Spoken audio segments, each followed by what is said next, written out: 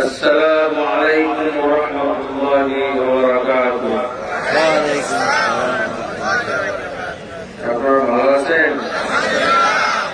কি দুই দিনের বক্তার ভাগ শ্রোতাও ভাগ আছে নাকি? আজকের শ্রোতা এটি কিভাবে ভাগ করলেন? ভাগ হয়েছে দুই দিনের মানে কি না? ইসলামী মহাসম্মেলন দুদিন ব্যাপী। আমার ভাগে বা আজকে যারা বক্তা তাদের ভাগে আগামীকালকে আসবে না নাকি? আলহামদুলিল্লাহ, ঠিক আছে। আমি আপনাদের সামনে যে বিষয়ে আলোচনা করব এই বিষয়ে কিছু ইশারা ইঙ্গিত পেয়েছি। আমি যে বিষয়ে সাধারণত আলোচনা করি, আমাদের বাংলাদেশে গোটা বাংলাদেশের সমস্যা হল ইসলাম নেই, ইসলাম নেই সমস্যা। অথচ সবাই ইসলাম বলা, সবাই ইসলাম মানে। কত পার্সেন্ট লোক ইসলাম মানে? 90 থেকে 95% মুসলমান ইসলাম মানে। আর ইসলাম মানার কারণে তাদের পার্সেন্টেজ এত হয়ে গেল 90 বা 95%। এখন দাবিদার মুসলমান তো হয়েছে, এখন নামের মুসলমান তো হয়েছে। এখন আমি আমার ওয়াজের মাধ্যমে চেষ্টা করি এদেরকে কামের মুসলমান কিভাবে বানানো হয়, নামের মুসলমান থেকে কামের মুসলমান। আলহামদুলিল্লাহ, এই বিষয়ে আজকে আমার আলোচনা করব ইনশাআল্লাহ। ইসলাম তো সবাই আমরা গ্রহণ করেছি, তাই না? ইসলাম গ্রহণ করার পর এখন খোঁজ নিতে হবে যে ইসলাম গ্রহণ করেছিলাম আছে কিনা আমার কাছে, ইসলাম আছে কিনা। ইসলাম নিজের কাছে তালাশ করার, অনুসন্ধান করার, খোঁজ খবর নেওয়ার উদ্দেশ্যে জানেন তো আপনার কাছে ইসলাম আছে কিনা? এই বিষয়ে আলোচনা করব ইনশাআল্লাহ।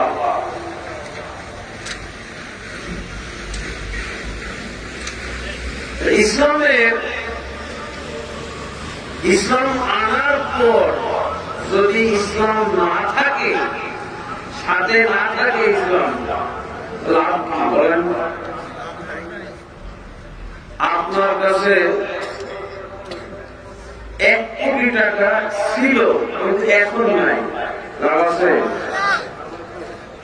আপনি দোকানে যে বলবেন যে দেখেন আমার কাছে 1 কোটি টাকা ছিল একসময়, আমাকে দেন, চাউলের বস্তা দেন, ডাল দেন, তেল দেন, আমার নগদ দরকার।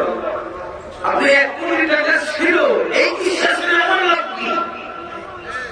তা আপনার ইসলাম ছিল এক সময়, কিন্তু এই ইসলাম যে বর্তমানে কি বলেন? ইনশাআল্লাহ আজকে যে বিষয়ে আলোচনা করব সেটা হল ইসলাম কিভাবে ভেঙে যায়, ইসলাম কিভাবে ত্রুটিপূর্ণ হয়ে যায়। ইসলামের দুইটা অবস্থা, হয় ইসলাম পরিপূর্ণভাবে ভেঙে গেছে অথবা দুর্বল হয়ে গেছে। ইসলামটা আপনার কাছে দুর্বল অবস্থায় আছে, যে কোনো সময় ভেঙে যেতে পারে।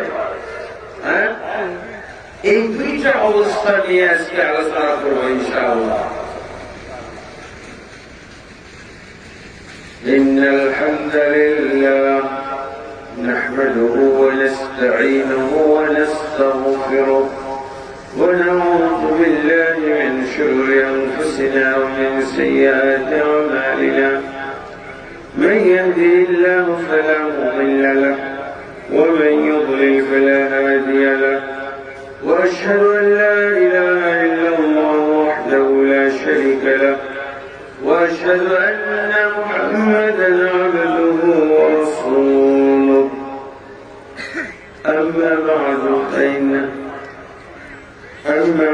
فإن خير الحديث كتاب الله وخير الهدي هدي محمد صلى الله عليه وسلم وشر الأمور محدثاتها وكل محدثة بدعة وكل بدعة ضلالة وكل ضلالة في النار أما بعد فأعوذ بالله من الشيطان الرجيم إن الله لا يغفر أن يشرك به ويغفر ما دون ذلك لمن يشاء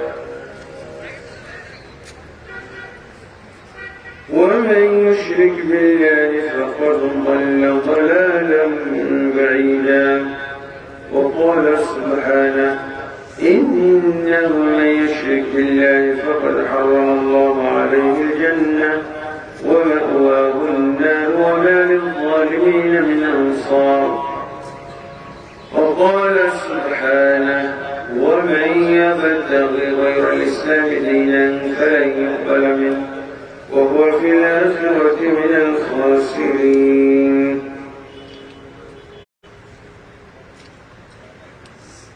وقال النبي صلى الله عليه وسلم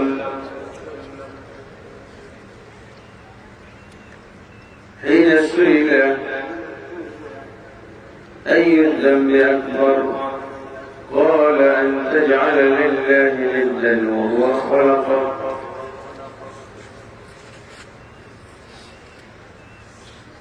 আলহামদুলিল্লাহ আল্লাহ তাআলার সম্মানিত হামদ সালাত গুণগান এবং শুকরিয়া যে আল্লাহ তাআলা আমাদেরকে সুন্দর একটি নাতিশীতোষ্ণ রাত্রে সুন্দর একটি সাজানো গোছানো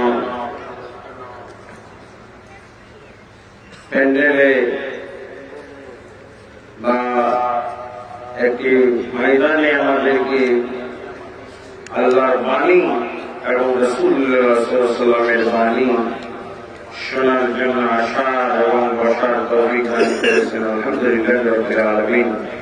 অতঃপর নবী মুহাম্মদ রাসূলুল্লাহ সাল্লাল্লাহু আলাইহি ওয়াসাল্লামের প্রতি অসংখ্য অগণিত দুরূদ ও সালাম নাযিল হোক। আল্লাহুম্মা সাল্লি আলাইহি আল্লাহুম্মা বারিক আলাইহি। আলহামদুলিল্লাহ সরল ইসলামী ইবতেদায়ী মাদ্রাসার উন্নতি করবে আয়োজিত 43তম এই বার্ষিক ইসলামী মহাসম্মেলনে আমন্ত্রিত প্রধান অতিথি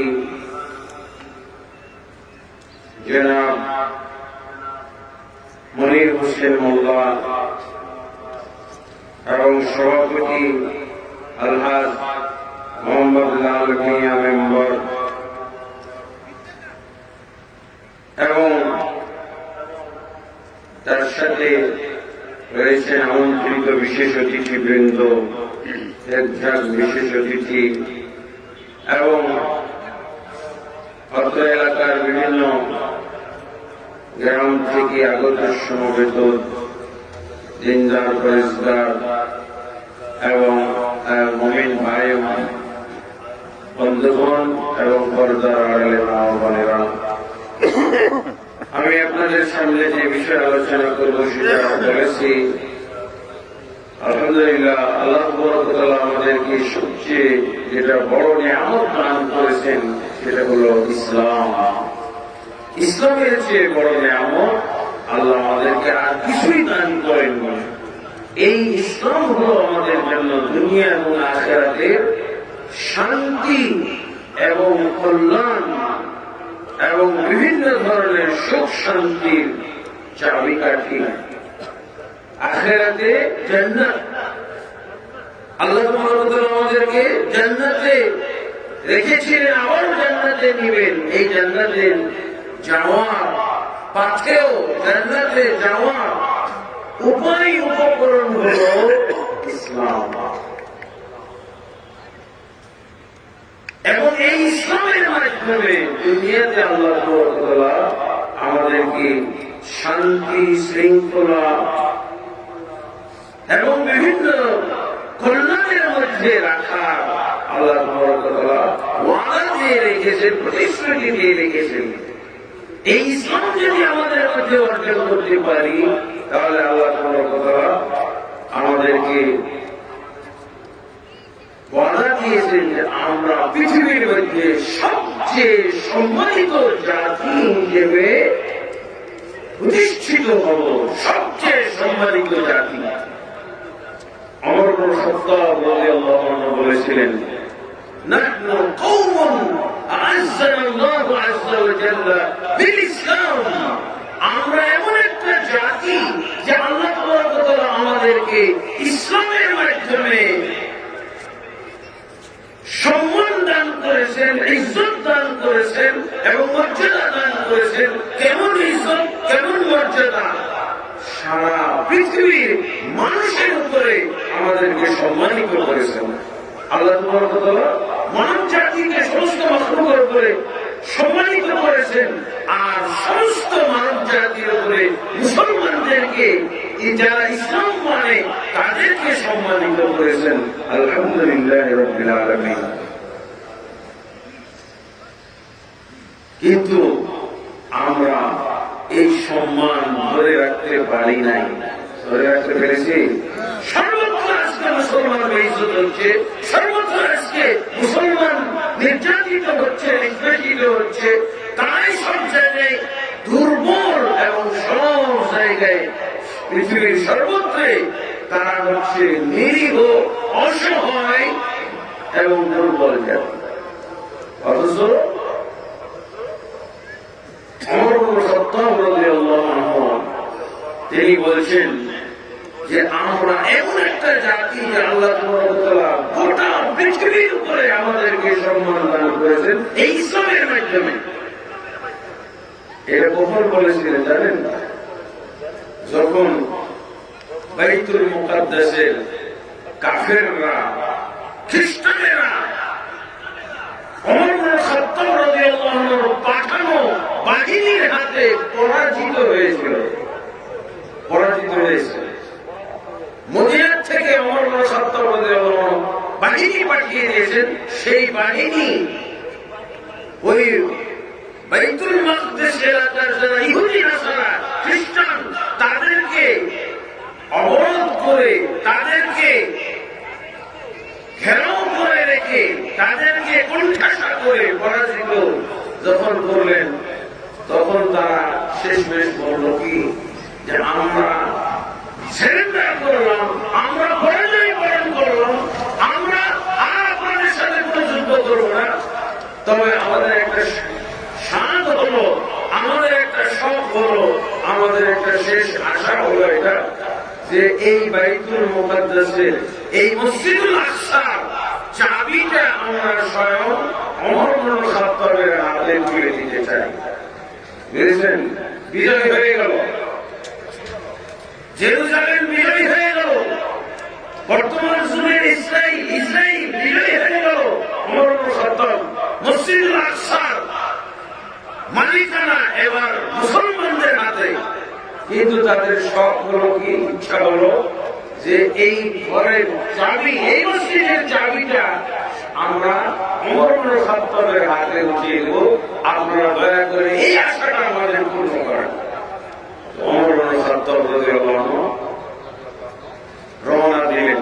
কোথা থেকে? মদিনা থেকে। উঠে চড়ে যাচ্ছেন, বেশ কয়েকদিন লাগবে। তো যেই উঠে চড়ে যাচ্ছেন সেই উট সাথে নিলেন এবং একজন চাকর, আর চাকরের সাথে চুক্তি করলেন ওমর ইবনে খাত্তাব। কি চুক্তি? যে আমি উঠে চড়ে থাকবো আর তুমি উঠটাকে টেনে নিয়ে যাবো। তুমি যখন ক্লান্ত হয়ে যাবা তখন আমি নেমে যাব আর তুমি উঠের উপরে উঠবা, তারপরে আমি টানবো উঠ, আমি ক্লান্ত হলে তুমি আবার উঠবে। এইভাবে আমরা যেতে থাকবো, যেতে যেতে জেরুজালেম পৌঁছে যাব, ইসরায়েল পৌঁছে যাব, বাইতুল মুকাদ্দাস পৌঁছে যাব। কারণ কারণ হলো ওই লোকটা চাকর, কি মেশিন নাকি? টানতেই থাকে, টানতেই থাকে। ইঞ্জিন নাকি? ওর কি ক্লান্তি নাই? ওর কি অস্বস্তি নাই? ওর রক্ত মাংসের বলে না? আমার মনে সত্তর যেমন রক্ত মাংসের, ঠিক তেমনি হবে এই চাকরটা। কিন্তু ভাগ্যক্রমে যখন জেরুজালেম বাইতুল মুকাদ্দাসের কাছাকাছি পৌঁছলো তখন পালা আসলো কার? চাকরের পালা আসলো উটের উপরে চড়ার, আর ওমর রাদিয়াল্লাহু পালা আসলো কোথায়? উট টানা, উটের রশি ধরে টানে। তো চাকর ইতস্তত বোধ করছে। আর এদিকে কি হয়েছে? মুসলমান সৈনিকেরা আর ওই কাফেররা যারা পরাজিত, যারা ওমরের কাছে দাবি দিবে, তারাও এগিয়ে এসেছে ওমর ইবনে খাত্তাবকে স্বাগত জানানো, ওমরকে স্বাগত জানানো। মুসলমানরা আসছে, মুসলমান সেনাপতি, মুসলমান ঊর্ধ্বতন বাহিনীর সদস্যরা এসেছে। এবার দেখা যায় যে অবস্থা বেগতিক। ওমর রশি টানতেছে আর চাকর মুখের উপরে চলে আসে। সর্বনাশ, বেইজ্জতি। তাড়াতাড়ি দ্রুত এগিয়ে গিয়ে মুসলমান সেনাপতি বলতেছে যে ইয়া আমিরুল মুমিনিন, হে খলিফাতুল মুসলিমিন, আপনি দয়া করে উপরে উঠুন, আপনি দয়া করে উপরে উঠেন, উটের উপরে বসেন, চাকরকে উট টানতে দেন অথবা আমরা টানি। যে চুক্তি হয়েছিল মদিনায় এই চাকরের সাথে, সেই চুক্তি ভঙ্গ করা যাবে না। চুক্তি হয়েছিল ও একবার টানবে, আমি উপরে উঠবো, আমি উপরে চড়বো, সে টানবে, আর আমি টানবো, ও উপরে উঠবে। চুক্তি মোতাবেক এখন পালা এসেছে উটের উপরে উঠার আর আমার টানা, এই চুক্তি তো আমি ভঙ্গ করতে পারি না। মুসলমান চুক্তি হয়ে থাকবে। তো তিনি বলছেন সেনাপতি যে ওমর, ইয়া আমিরুল মুমিনিন, খলিফাতুল মুসলিমিন, আমাদের মুসলমানদের বেইজ্জতি হবে, আমরা মুসলমানরা এখানে মানহানি হবে, মানহানি হবে, আপনি তাড়াতাড়ি উপরে ওঠেন। তখন ওমর ইবনে খাত্তাব এই কথাটা শুনেছিলেন, কি নাহনু কওমুন আ'আজ্জানা আল্লাহু আযজা ওয়া জাল্লা বিল ইসলাম, আমরা এমন জাতি যে জাতিকে আল্লাহ ইসলামের মাধ্যমে এরকম সম্মান দান করেছে। আজকে ইসলামের কারণে এরা পরাজিত হয়েছে, এরা চাবি দিতে সম্মত হয়েছে, এরা চাবি হস্তান্তর করতে রাজি হয়েছে ইসলামের কারণে। এই মুখে পিঠে উঠার মর্যাদার কারণে না, ইসলাম পালনের কারণে, ইসলাম মানার কারণে, ইসলামের মধ্যে যে নেই বিচার, যে নেই নিষ্ঠতা রয়েছে, এটা আমরা বাস্তবায়ন করার কারণে আল্লাহ আমাদেরকে এই মর্যাদা, এই শক্তি, এই সাহস আল্লাহ দিয়েছেন। আর তোমরা কি বলতে চাও? উটের পিঠে উঠলে আমার ইসলাম বাড়বে না? ইসলাম আগেই প্রতিষ্ঠিত হয়েছে ইসলামের মাধ্যমে।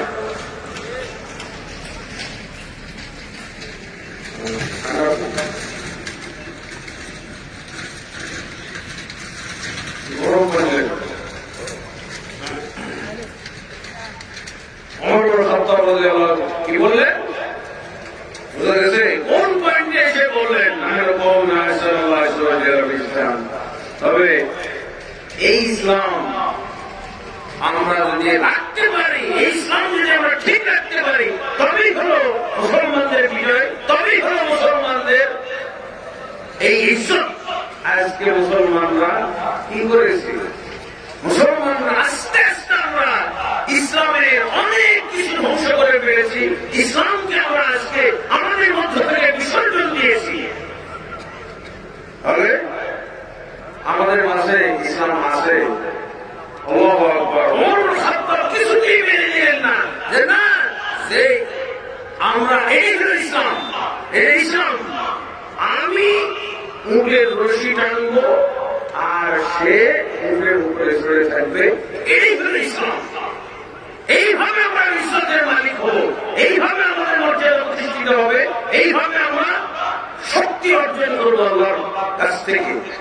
আলহামদুলিল্লাহ, এটা কিন্তু ইসলামের কোন রোপণ না। ইসলামের রোপণ চাকরের সাথে এইভাবে চুক্তি করা, এটা ইসলামের রোপণ। এটা কি এমন বড় কিছু? তারপরও বড় বড় সত্য এই জায়গাতে আপোষ করলে না, এই ক্ষেত্রে কোনো আপোষ নাই, কারণ এটা ইসলামের একটা অংশ, কিন্তু এত বড় অংশ না। আমরা যে অংশগুলো ছেড়ে দিয়েছি, আমরা যেগুলো ইসলামের যে সমস্ত জিনিস বরবাদ করে দিয়েছি, এর চেয়ে অনেক ছোট। ইসলামের মধ্যে কি আছে বলেন তো? আল্লাহ এবং আল্লাহ রাসূলের পক্ষ থেকে ইসলামের আইটেম, ইসলামের বিধান, ইসলামের পিলার, যেই পিলারের উপরে ইসলাম কায়েম হবে। বলেন তো, একটা বিল্ডিং, এই অনেক বিল্ডিং দেখছেন, আপনারাও বিল্ডিং বানাচ্ছেন, সবাই বিল্ডিং বাড়িয়ে এখন আলহামদুলিল্লাহ। যাদের বিল্ডিং বাড়ি নেই আমরা দোয়া করি আল্লাহ তাদের বিল্ডিং বাড়ি করে দিই, আলহামদুলিল্লাহ। কিন্তু কোন বাড়ি কি পিলার ছাড়া হয়? বাড়ি করার খুব স্বপ্ন দেখছেন যে 5 তলা বাড়ি করবো, 10 তলা বাড়ি করবো। আচ্ছা বলেন তো, কিন্তু পিলারের দরকার আছে না? পিলার, ফাউন্ডেশন, এগুলো পিলার আর ফাউন্ডেশন ইসলামের এরকম ভাই। ওমর খাত্তাব রাদিয়াল্লাহু আনহু, ওরা তো কিছুই না, এতটুকু বিষয় ইসলামের ফাউন্ডেশনও না আর ইসলামের পিলারও না। কিন্তু এমন অবস্থা তো এই টুকিটাকি বিষয়, এই মৌলিক বিষয় তারা কিভাবে ইসলাম পালন করেছে, আলহামদুলিল্লাহ। আচ্ছা, আমার সাথে একটু আপনাদেরকে সাড়া দিতে হবে। আগে ইসলামের বলি গঠন করবো, ইসলামের ফিগারটা কি জানা দরকার। আপনি যে ইসলাম পালন করবেন, ইজ্জত আল্লাহর কাছ থেকে ইজ্জত লাভ করবেন, আল্লাহর কাছ থেকে আপনি যে শক্তি সাহস লাভ করবেন এই ইসলামের মাধ্যমে, এই ইসলামের বলিটা কি?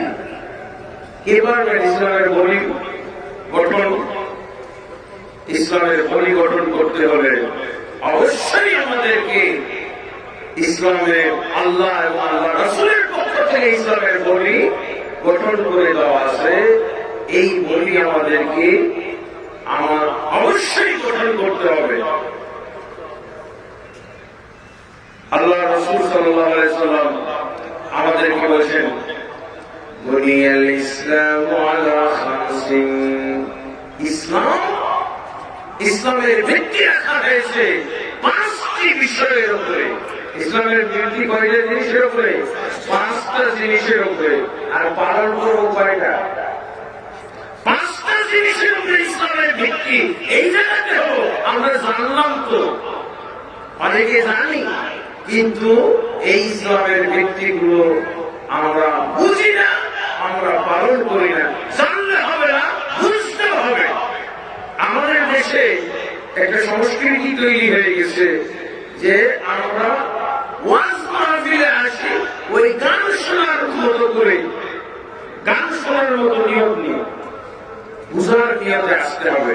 নাহলে এইসব মুসলমান, আমরা যে এখন বর্তমান মুসলমান হয়েছি জানেন, বাংলাদেশে যে মুসলমান আছি, মসজিদুল হারামের খতিব, মসজিদুল হারাম কোথায়? বাংলাদেশে কোথায় আছে? মসজিদুল হারামের খতিবের রিপোর্ট অনুযায়ী, মসজিদুল হারামের খতিবের রিপোর্ট অনুযায়ী জানা যায় যে 1000-এ একজন সেই মুসলমান আছে কিনা যেই মুসলমানদেরকে আল্লাহ বিজয় দান করতে চেয়েছেন, হাজারে একজন আছে কিনা? এই কথা কে বলেছেন? মসজিদুল হারামের খতিব আবু সালাম আব্দুল জাহের নুরুদ্দিন। এই যে দেখেন, আপনারা এত বড় প্যান্ডেল করেছেন কত লোক আনার জন্য, কত লোককে আপনাদের নিয়ত তো 100% সঠিক আছে, কিন্তু লোকজন আপনারা অবশ্যই যথাযথভাবে পৌঁছেছেন, তারপর আসে নাই। কারণ কি? বর্তমান যুগে মুসলমানরা সবচেয়ে যে জিনিসটা কম জানে সেটা কি? ইসলাম সম্পর্কে। আপনি হিসাব নিয়ে দেখেন, সবচেয়ে যে জিনিসটা কম জানে, ওর অজ্ঞতা যদি আপনি মাপা শুরু করেন, ওর যদি মূর্খতা মাপা শুরু করেন, ও কত কোন জিনিস জানে না, এই না জানা জিনিস যদি আপনি জড়িত করা শুরু করেন, তাহলে দেখবেন সবচেয়ে বেশি কম জানে ইসলাম সম্পর্কে, সবচেয়ে কম জানে ইসলাম সম্পর্কে। এই যে সালাত, নামাজ, আমাদের বাংলাদেশের হিসাব অনুযায়ী 98% হলো বেনামাজ। 98% হলো বেনামাজ, 2% মাত্র নামাজ। 2% নামাজ এখানে ইসলাম আছে, দেশে ইসলাম আছে। এটা কোনো নামাজের হিসাব। আর আকীদার হিসাব দিতে গেলে যে মসজিদুল হারামের রিপোর্ট, মসজিদুল হারাম কি বলছে? যে হাজারে একজন মুসলমান আছে কিনা সন্দেহ। এই প্যান্ডেল তাই বলতেছে। প্যান্ডেল কত? প্যান্ডেল এখানে অবশ্যই 5,000 প্যান্ডেল করা হয়েছে, কিন্তু কয়জন আছে? 500 জন নাই, 100 জন, 200 জন এরকম। আর 5,000 একটা প্যান্ডেল করেছে। কি জন্য? এটা হলো এই কারণে যে হাজারে একজন মুসলমান আছে কিনা উনি এটা সন্দেহ করেছেন। আর জানেন তো, উনি কি বাংলাদেশে আসছিলেন? উনি কি এরকম কোন ওয়াজ মাহফিল এসে দেখছেন, জরিপ করেছেন?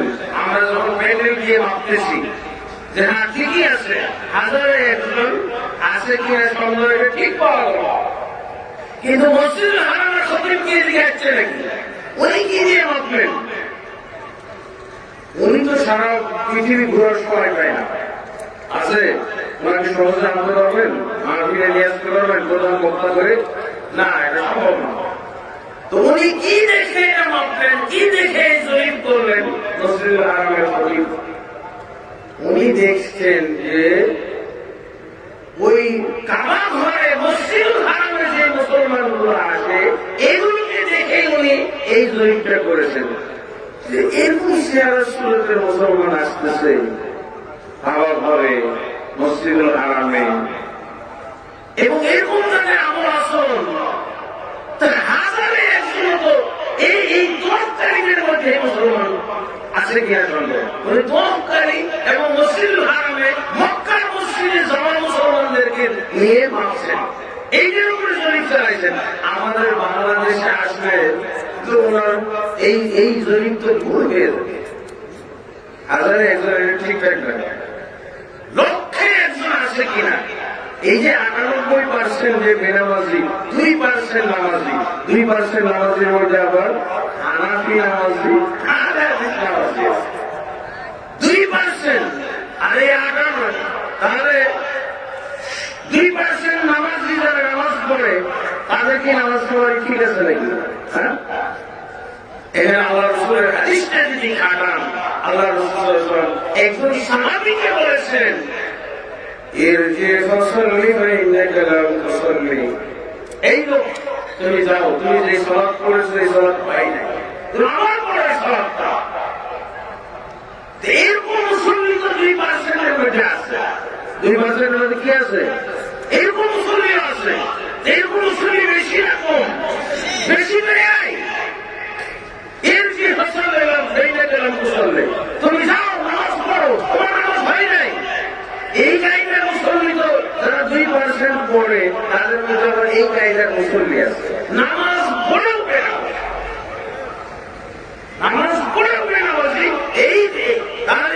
20% মধ্যে আবার দেখবেন যে 1000-এ একজন হয় কিনা, মুশকিল হয়ে গেল।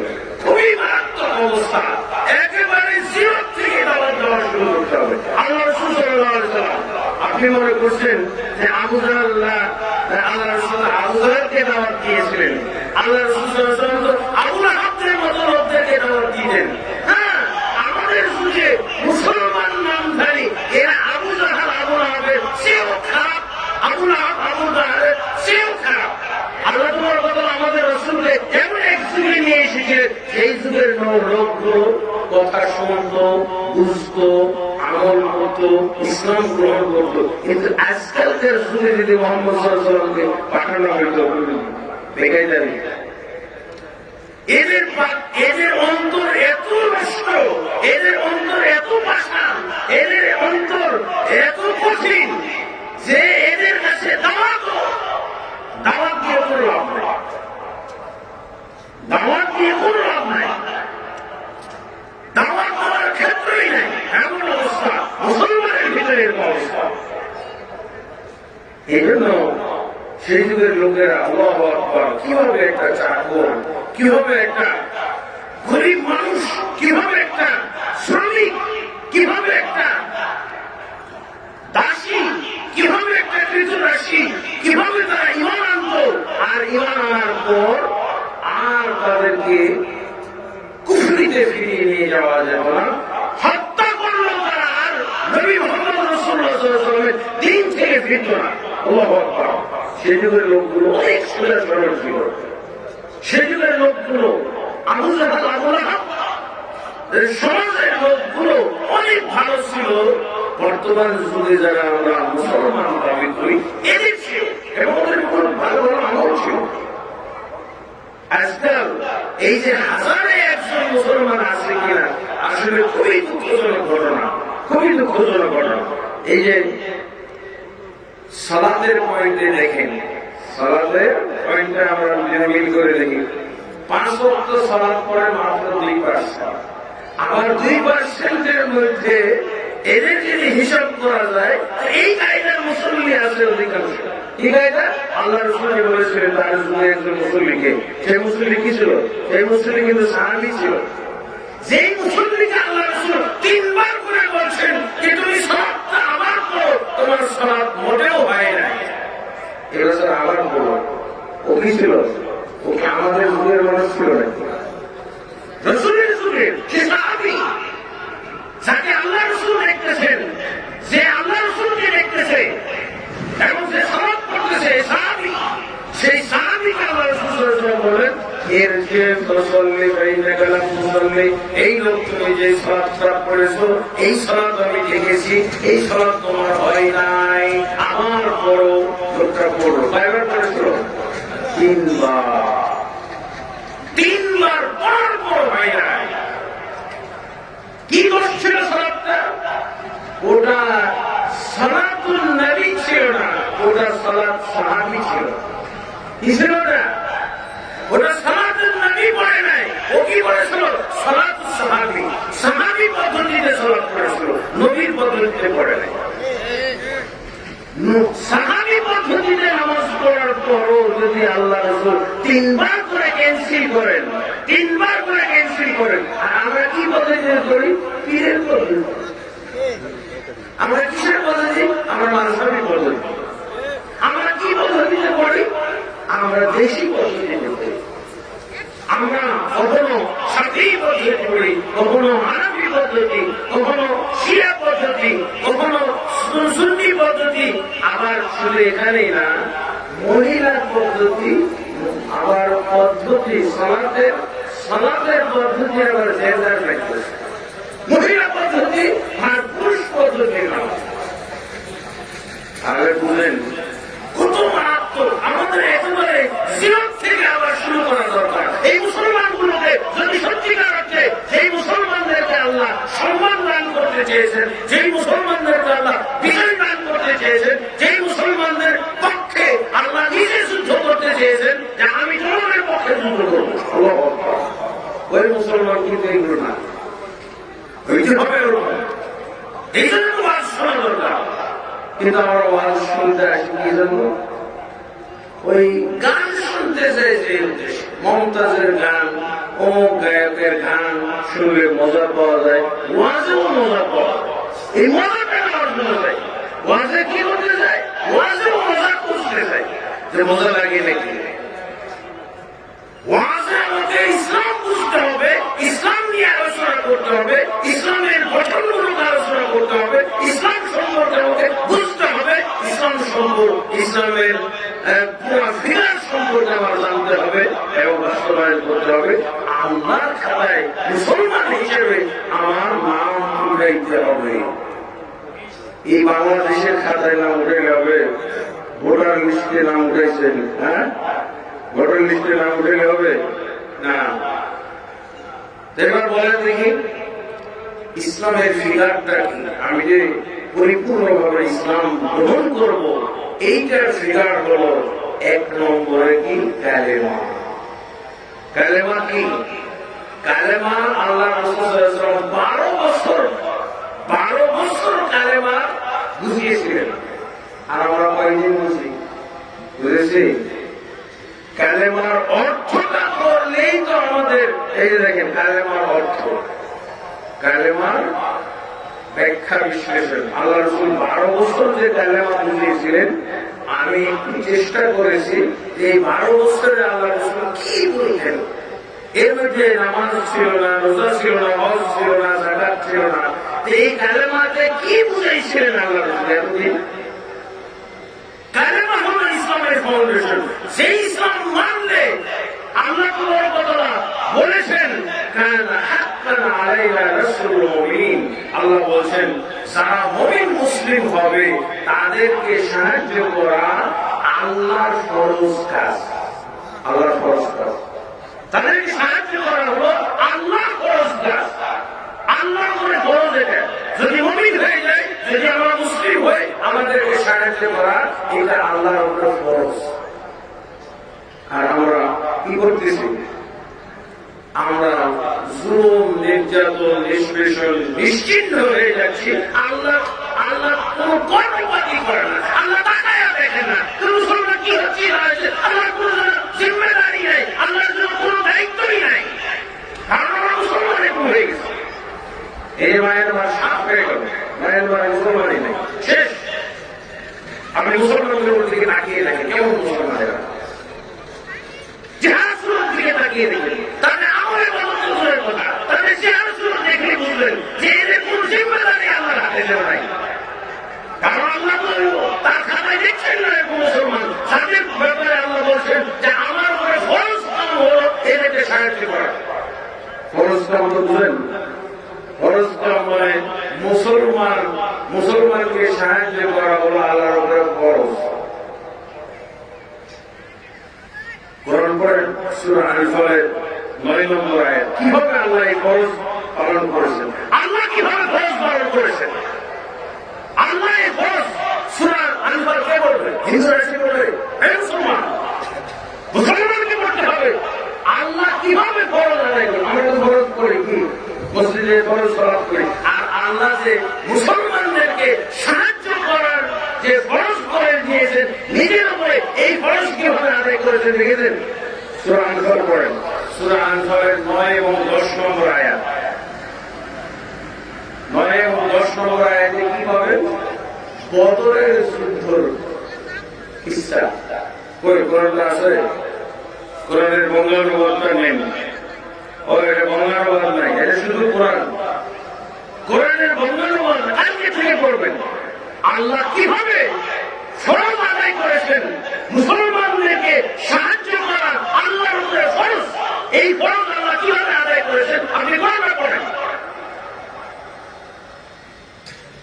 আল্লাহ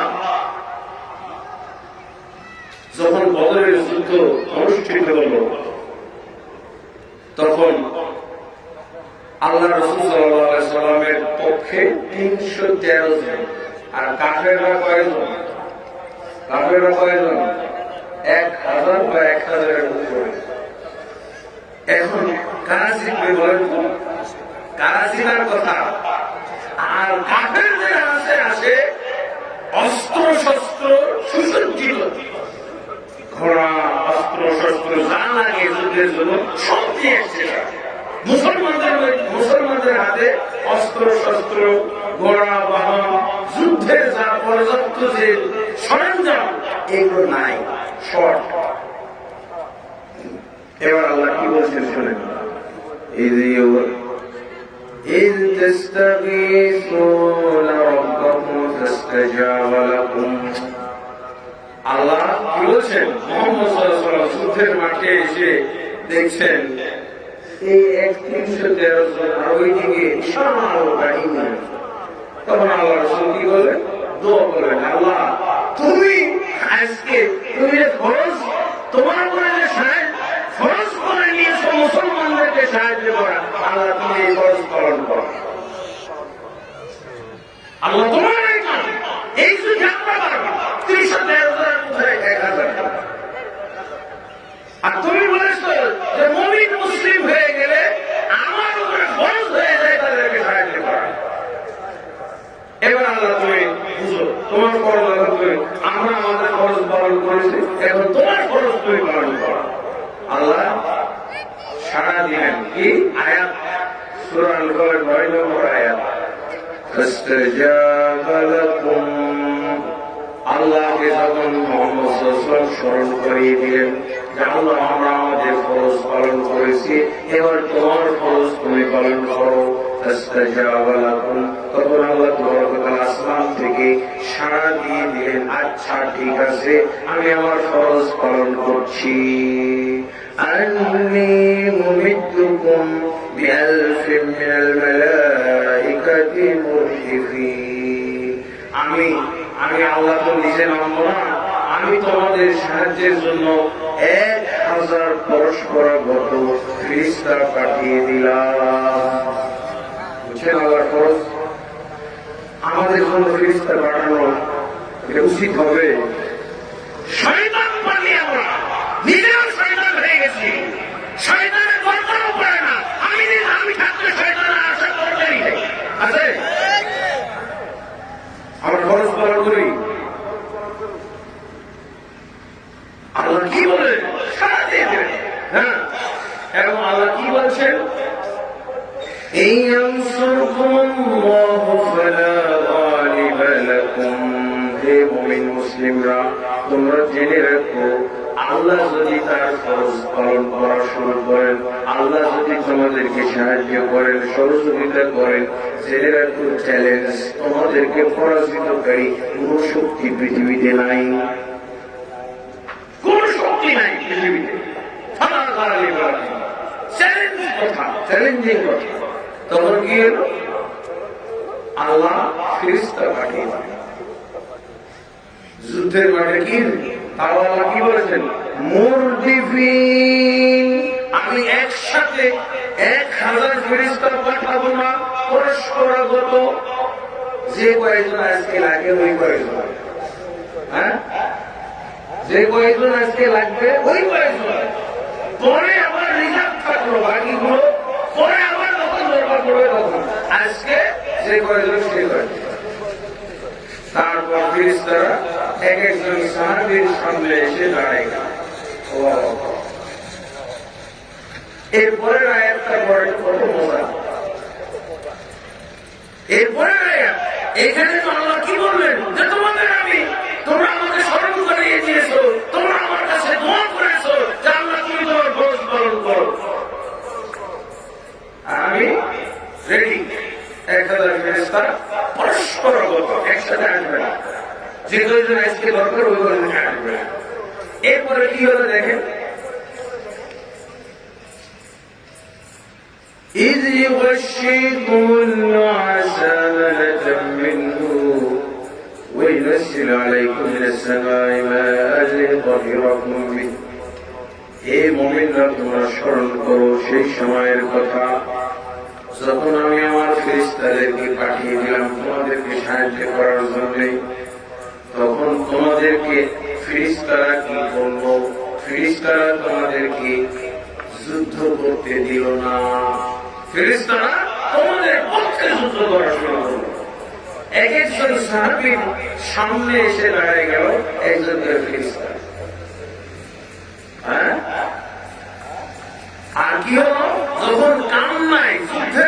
কাম আছে? আপনার পক্ষে তো ফেরেশতা যুদ্ধ করতেছে, আপনি দেখতেছেন শত্রুর সাথে আপনার কোনো কামই নাই। তখন মুসলমানদের কি হলো দেখেন কোরআনের মধ্যে, তখন তোমাদের সুখের পেটে যেহেতু কাজ নাই, তখন তোমাদের ঘুম আসা শুরু করবে। আমরা কিভাবে পালন করছি দেখেন, যুদ্ধের মাঠে 3 ফিট দূরে কাফের দাঁড়িয়ে আছে, তলোয়ার নিয়ে দাঁড়িয়ে আছে, ঢাল এবং তলোয়ার আপনাকে হত্যা করার জন্য, শিরচ্ছেদ করার জন্য। আর সেই 3 ফিট দূরে দাঁড়িয়ে থাকা কাফের সামনে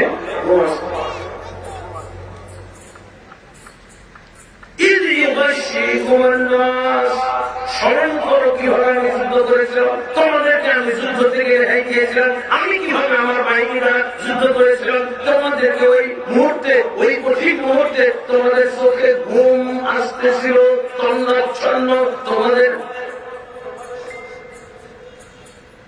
কি বুঝলেন, যুদ্ধের মাঠে ঘুম আসতেছে। আর এই আয়াতের তাফসীর করেন এবং তাফসীরের মধ্যে একজন সাহাবী তাদের বর্ণনা দিচ্ছে, যুদ্ধের মাঠে সেদিন কি হয়েছিল একজন বর্ণনা দিচ্ছে।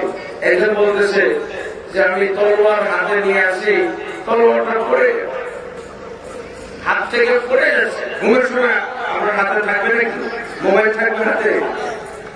পাশে যখন ঘুমান তখন মোবাইলটা কোথায় পড়ে? ছিলেন দিচ্ছে। আর একজন নিয়ে দৌড়, হ্যাঁ এই তো মুসলমান, শিখে বসে একটা মুসলমান, আর এক মুসলমান নিয়ে দৌড়।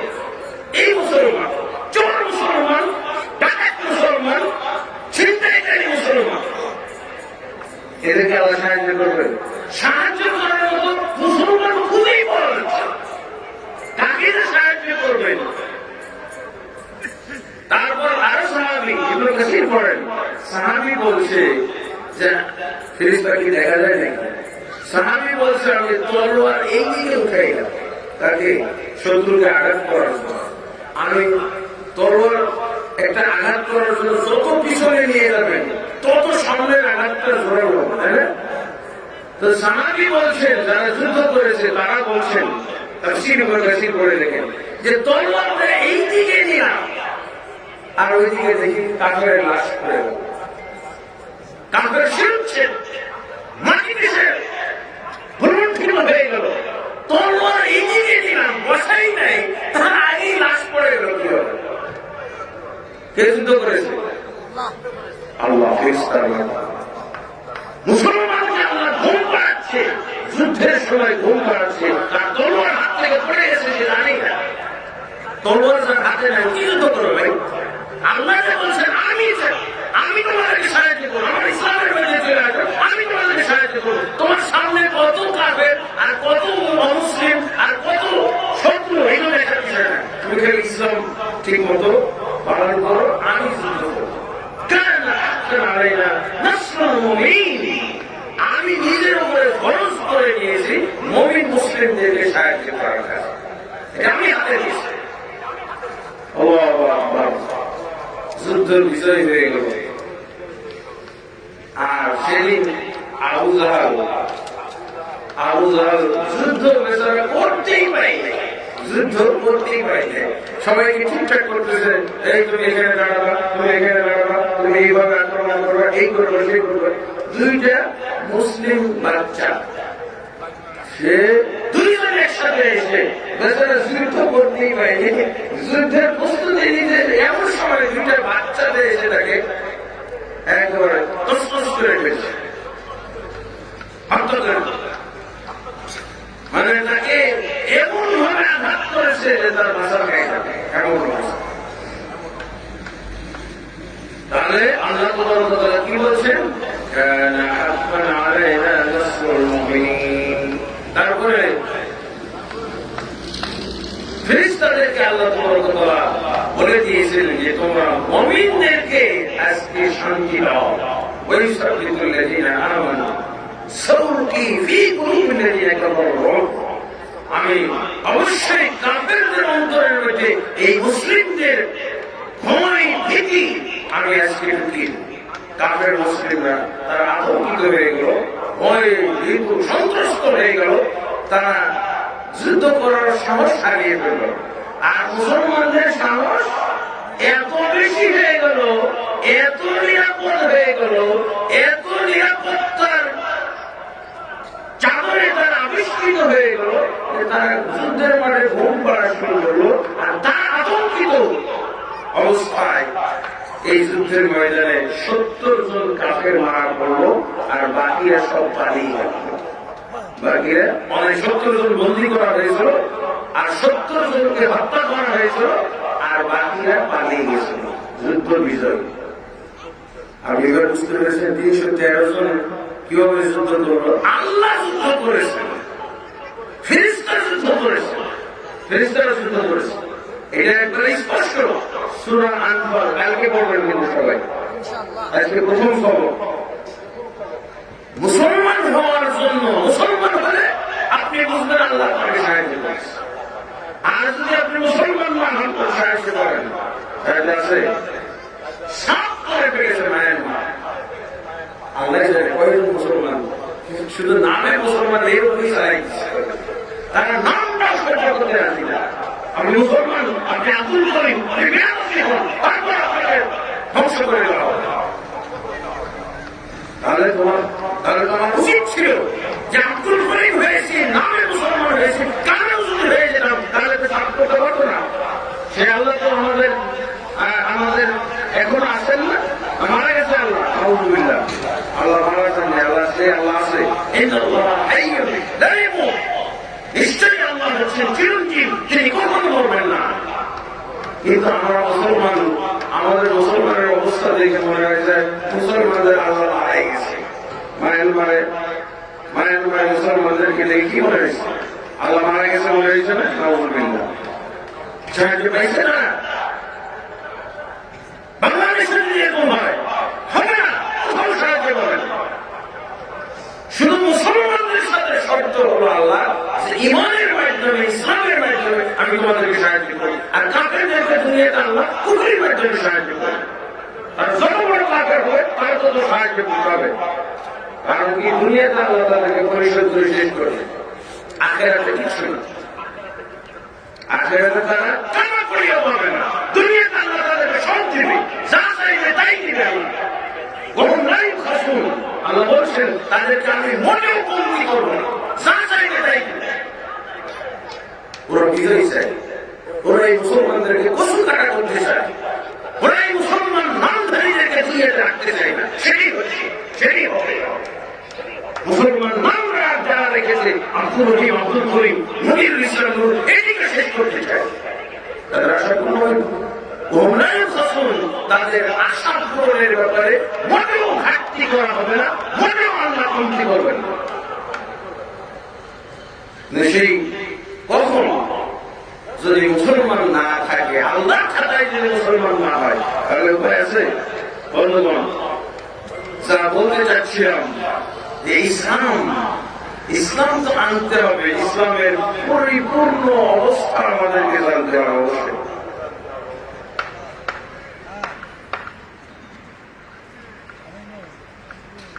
আলহামদুলিল্লাহ, আল্লাহ কি বলছেন?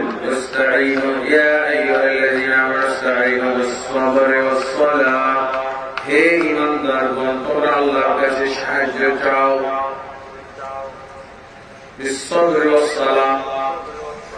সবর এবং সালাতের মাধ্যমে। আল্লাহ কেন সাহায্য চাইতেছেন? সাহায্য চাইতে বলছেন, কিন্তু সাহায্য করবেন না নাকি? না, সাহায্য করবেন, বুদ্ধি শিখাই দিতেছেন। তোমরা সমাজের মধ্যে সমাজই নাই, আমার জীবনই সমাজ নাই। 98% সমাজই নাই, 2% সমাজ আছে। তারপর হিসাব নিকাশ করলে এগুলো মানে মাইনাস প্লাস করতে গেলে 2% মানে কয়েকজন ঠিক ধরেন 15 কোটি মুসলমানের মধ্যে 2% নামাজি। এই নামাজি পার্সেন্ট গুলোকে আবার এর যে ফসলে ভাই না গেলাম মুসলে তোমাদের কারো সালাত ভাই নাই 3 বার করে যদি আল্লাহ রাসূল বলে তাহলে লাভ কি? বিপদ আছে, অনেক বড় বিপদ আছে বন্ধুগণ। তাহলে অবশ্যই আমাদেরকে কালেমা অবশ্যই বুঝতে হবে। কালেমা হলো ইসলামের ফাউন্ডেশন। ইসলামের ফাউন্ডেশনই আমাদের ঠিক নাই, কালেমার অর্থ ঠিক নাই, কালেমার শর্ত ঠিক নাই, কালেমা আমরা হেফাজত করতে জানি না।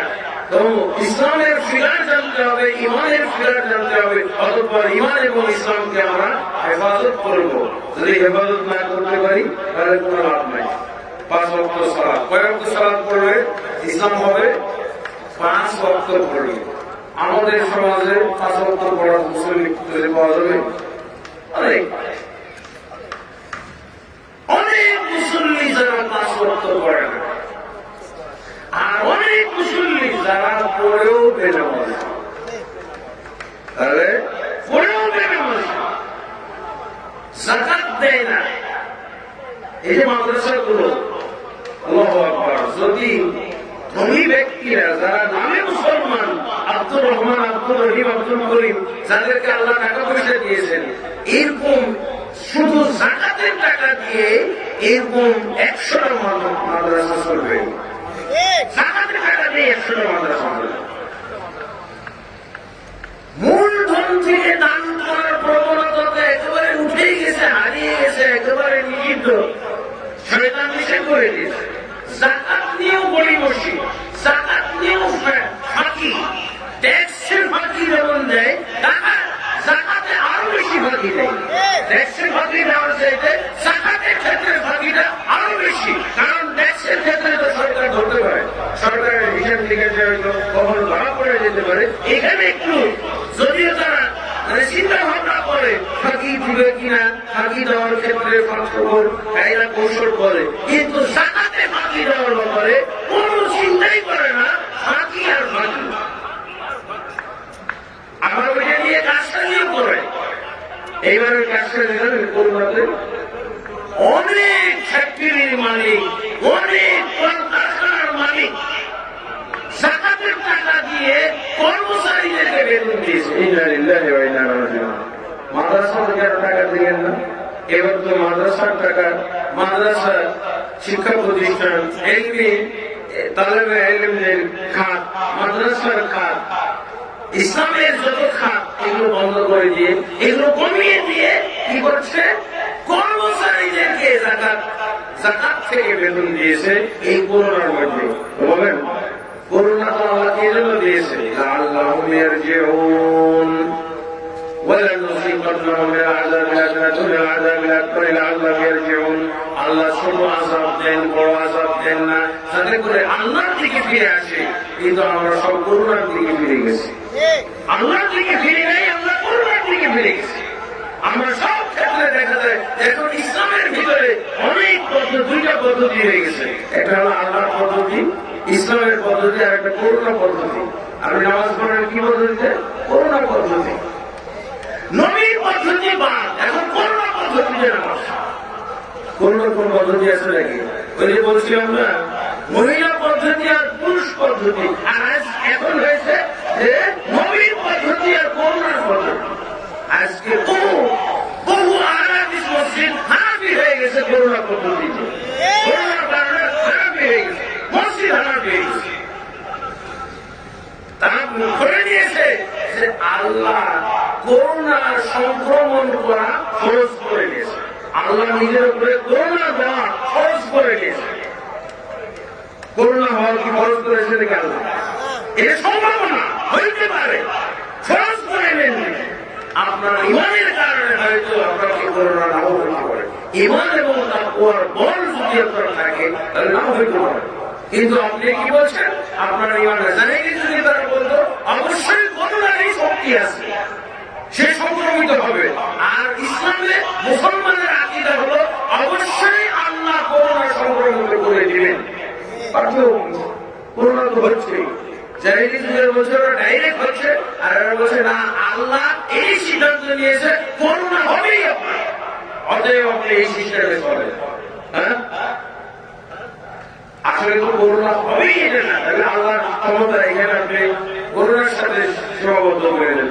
আল্লাহ করোনা দিতেও পারে, নাও দিতে পারেন, আর কিন্তু আপনি বলছেন না, করোনা দেওয়া আল্লাহ খরচ করে দিয়েছে। অতএব এখন নামাজ শেষ করে ফেলতে হবে, নামাজের পদ্ধতি শেষ করে ফেলতে হবে, করোনা পদ্ধতিতে নামাজ হবে, নবী পদ্ধতি বাদ। বহু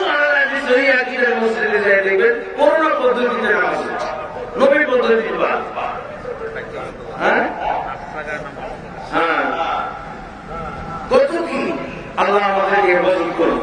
আমি কি বলছিলাম, এই যে আপনারা যদি নিতে চান কালেমার মর্ম কথা, এই বইটা আমার অনেকদিন পর বের হয়েছে, আমার এরিয়া সুন্নাহ ফাউন্ডেশন থেকে বের করেছি। এই বইটা আপনারা নিয়ে যাবেন ইনশাআল্লাহ। এরপরে এখন ইসলাম এই কালেমার মর্ম কথা বইয়ের মধ্যে একটা পয়েন্ট আমরা লিখেছি, পয়েন্ট এসেছে, সেটা হলো ইসলাম ভঙ্গের কারণ।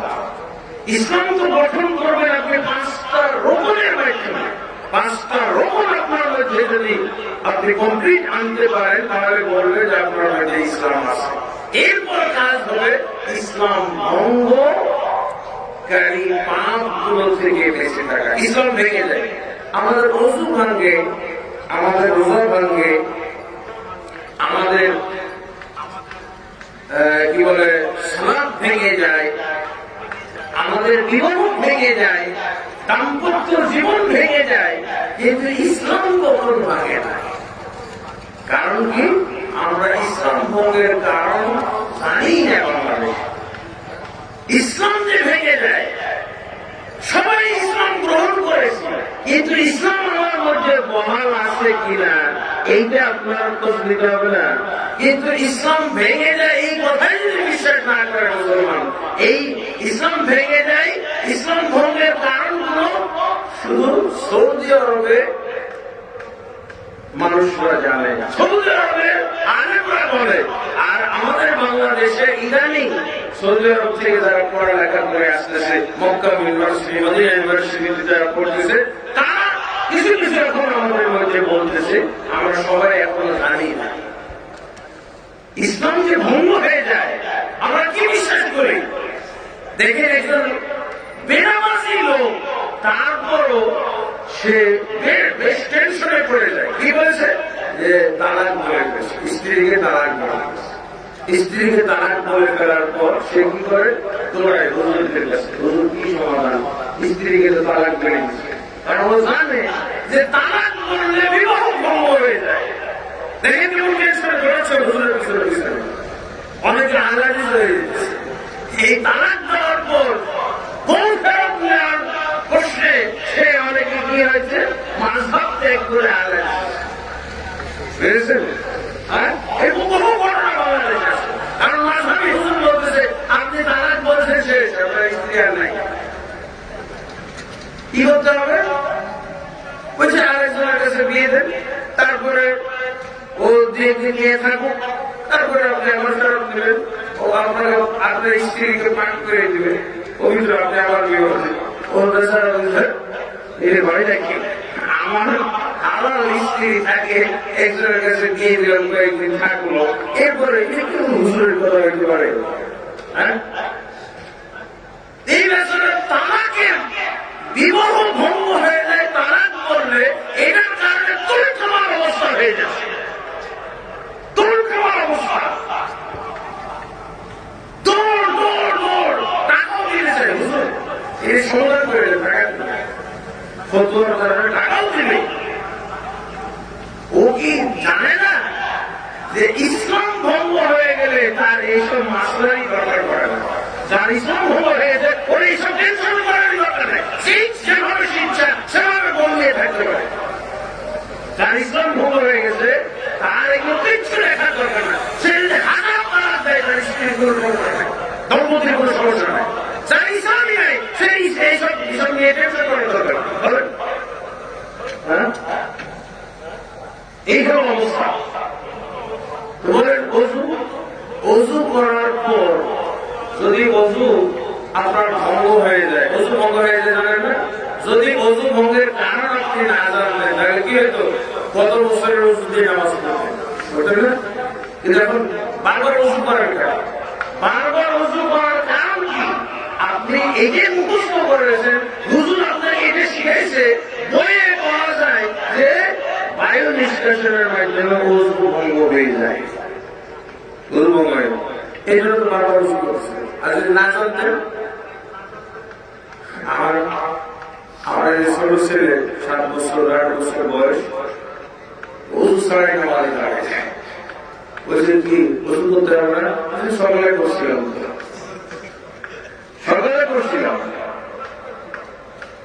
ও তো এখন মুস্ত করেনি, ওজুর কারণ তো আয়ত্ত হয় না, ও আগেরটাই চালাইতেছে। একবার খালি তিনি কোন মজু করলে সেটা দিয়ে চালাইতে চায়, মনে করাই যে আমার যতবার নামাজ পড়বে ততবারই ওজু করা লাগবে। হ্যাঁ, ওজু ভেঙে দিবে। ওজু ভাঙার কারণ আছে না? বারবার ওজু করতেছে। তারপরে কি সালাত, সালাত ভঙ্গের কারণ আছে না? আপনি কি নামাজের মধ্যে দাঁড়িয়ে পকেট থেকে বাদাম বের করে করে খাবেন? যদি আপনার না জানা থাকতো তাই করতেন না? একজন পরিষ্কার এক সাহাবি এসে ওই আবিসিনিয়া থেকে আসছে, মক্কা থেকে আবিসিনিয়া হিজরত করে গেছে। তারপরে ওই মদিনায় আসছে, আবিসিনিয়া থেকে ফিরে এসে মক্কায় যখন সালাত ফরজ হয়েছিল তখন না কথা বলা যাইছিল। একজন ভাই কেমন দিন কাজ যেতেছে, হ্যাঁ সালাম আলাইকুম, আসসালামু আলাইকুম রহমতুল্লাহ, ওয়ালাইকুম আসসালাম, ভালো আছেন? নামাজের মধ্যে কথাবার্তা যাইছিল কখন? যখন মক্কাতে সালাত ফরজ হয়। 1 বছর মক্কাতে সালাত ফরজ হওয়ার পর সালাত পড়েছে মুসলমানরা। তারপরে হিজরত হয়ে মদিনায় চলে এসেছেন, নবীও চলে এসেছেন। একবারে মক্কা মুসলমান শূন্য, নামাজি শূন্য হয়ে গেছে। মুহাম্মদ সাল্লাল্লাহু আলাইহি ওয়াসাল্লাম আসার পর একেবারে টোটাল নামাজি শূন্য, মুসলমান শূন্য হয়ে গেছে মক্কা। একজন ছিল না। এটা আল্লাহর আদেশ যে মক্কা তারা একসাথে থাকতে হবে। নবী চলে গেছে, একসাথে থাকতে হবে। নবী থাকা পর্যন্ত জায়েজ ছিল। এখন মক্কা নগরী হলো মুসলমানদের, মক্কা নগরীতে থাকা আরাম, অবৈধ। এখন কেউ যদি মারা যায় তাহলে আল্লাহর দায়ী দায়িত্ব নেই, ইসলামের দায়ী দায়িত্ব নেই। তৈরাসারা আবিসিনিয়া হিজরত করে নামাজের মধ্যে কথাবার্তা বলে তার অভ্যাস। উনি আবিসিনিয়া থেকে এসে মদিনার মসজিদে নামাজে ঢুকছে। আবু মুআবিয়া আসলামী রাদিয়াল্লাহু আনহু তো এই সবাইকে সালাম দিতেছে, আসসালামু আলাইকুম, কেউ সালামের উত্তর দেয় না। তো বারবার সালাম দিতেছে, কথাও বলতেছে, কি হলো তোমরা কথা বলো না কেউ? তো সবাই তাকে মানে রানের উপরে হাত চাপায় চাপায় বলতেছে, বুঝাইতেছে এরকম। তারপরে আল্লাহ রাসূল সাল্লাল্লাহু আলাইহি ওয়াসাল্লাম সালাতের পরে তাকে বুঝাইলেন যে আগের অবস্থা পরিবর্তন হয়ে গেছে। এখন আল্লাহর বিধান হলো সালাতের মধ্যে কোনো কথা বলা যাবে না, শুধু কেরাত, তাসবিহ, তাহলিল, দোয়া, কালাম এগুলো ছাড়া আর কিছু বলা যাবে না, মানুষের কোনো কথা বলা যাবে না। তা আপনি যদি সালাত ভঙ্গের কারণ না জানেন তো বাদাম তো খাই কি করবেন? 10 টাকার বাদাম 4 টাকার বাংলাদেশে খেতে পারে না। ও সিয়াম ভঙ্গের কারণ, সিয়াম ভঙ্গের, সে যত দুষ্ট মুসলমান হোক না কেন, যত খারাপ নেতা হোক না কেন, রমজান মাসে দিনের বেলায় খানা খাওয়াইতে পারবেন না। রমজান মাসে দিনের বেলা আপনি এমপি হোক, মন্ত্রী হোক, কারোরই খাওয়াইতে পারবেন না। আরে এমপি কি খায়, মন্ত্রী কি খায় রোজার মধ্যে? কারণ খেলে রোজা ভঙ্গ হয়ে যায়, এই জন্য খাবেন। এদের কেউ শেখানো হয় নাই যে এইরকম ভাবে নামাজ ভঙ্গের কারণ, ইসলাম ভঙ্গের কারণ আছে। তার জন্য দেখা যাবে যে বাংলাদেশের সবচেয়ে বড় হুজুরের ইসলাম কমপক্ষে 50 বছর আগে ভেঙে আছে, এখন বড় হুজুর হয়ে আছে।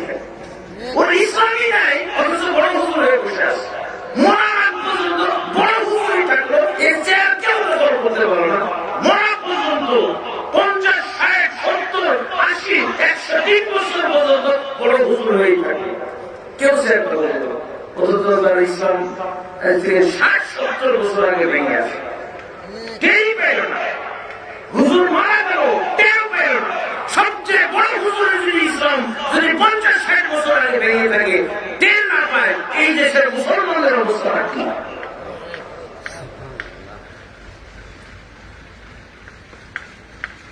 বড় হুজুরের চেয়ার কেউ দখল করতে পারবে? ও আমার বড় হুজুর, জীবনও শুনে নাই হুজুর মারা গেছে, ইসলাম ভঙ্গ হয়ে যায়। খালি শুনেছে ওষুধ ভঙ্গ হয়, রোজা ভঙ্গ হয়, বিবাহ ভঙ্গ হয়, তালাক বলে বিবাহ ভঙ্গ হয়ে যায়, হিল্লা লাগাই দেয়, হিল্লার ফতোয়া দেয় হুজুর, কিন্তু ইসলাম ভঙ্গ হয়ে যায়। এর জীবন ওর দাদা হুজুরের ব্যস্ত বসে দেয়। ইসলাম থাকবে কি? যে দেশের বড় হুজুরের ইসলাম নাই, এই দেশের জনগণের অবস্থা কি বলেন? হ্যাঁ, সবচেয়ে বড় হুজুরের অবস্থা যদি এরকম হয়, উনি টেরই পায় না ৬০-৭০ বছর আগে থেকে তার ইসলাম নাই। হুজুরের কয়টা কারণ ঘটলে হুজুর হয় ভাই? সবগুলো হাসছে, মুখছে, ঘুম পাচ্ছে, সবগুলো কারণ হয়ে তারপরে হুজুর হয়। হ্যাঁ, না যেগুলো একটাতে ভেঙে যায়, যেগুলো একটাতে ভেঙে যায়। হ্যাঁ, আপনি বাদাম খেয়েছেন, পানিও খাওয়া লাগবে, বাদাম খাইয়ে তো সালাদ বন্ধ হয়ে গেল। আপনি ভাত খাইছেন, ভাত খাওয়ার পর পানিও খেয়ে আপনার রোজা ভঙ্গ হবে। যে কোনো একটা ইসলাম ভঙ্গের 10টার উপরে কারণ আছে। এই কারণগুলো থেকে, সবগুলো থেকে বেঁচে থাকতে হবে মুসলমানকে। কিন্তু আমরা এই কারণগুলোকে জানি না, আর কিছু কারণ জানলেও লাভ নাই। এটা কিন্তু ইসলাম ভঙ্গের কারণ আমরা মনেই করি না। যেমন শিরক একটা হলো ইসলাম ভঙ্গের কারণ, কিন্তু আমরা কি এটাকে জানি? শিরক যে ইসলাম ভঙ্গের কারণ, এটা কি জানি নাকি? জীবন আমরা কখনো বলি নাই শিরক ইসলাম ভঙ্গের কারণ। জানলে তো হবে, না জানলে তো লাভ নাই। শিরক করলে তার জন্য দেখা যায় যে এক হুজুরই দেখা যায় বহু শিরক লালন পালন করে। একজন হুজুরি 10-20টা শিরকের খামার আছে। শিরকের খামার, হুজুর শিরকের খামার করছে। মাজার আছে, খানকা আছে, আবার এদিকে দরবার আছে, দরগা আছে, আবার পায়ে সিজদাও নেয়, আবার মান্যত আছে। হুজুরের নামে মান্যত করা লাগবে, হুজুরের মাজারকে মান্যত করা লাগবে, তাবিজ তো আছে, কত কি। শিরকের খামার, শিরকের চাষ। বড় হুজুরের বাড়ি শিরকের চাষাবাদ হয়েছে। কি নিবেন? শিরক নিবেন? আসেন, এইগুলো অবস্থা ইসলাম ভঙ্গের কারণ। বলতেছে শিরক হলো মহাপাপ, তো মহাপাপের একটা মহাক্ষতি বলেন। মহাক্ষতিটা কি? ইসলাম ভঙ্গ হয়ে যায়।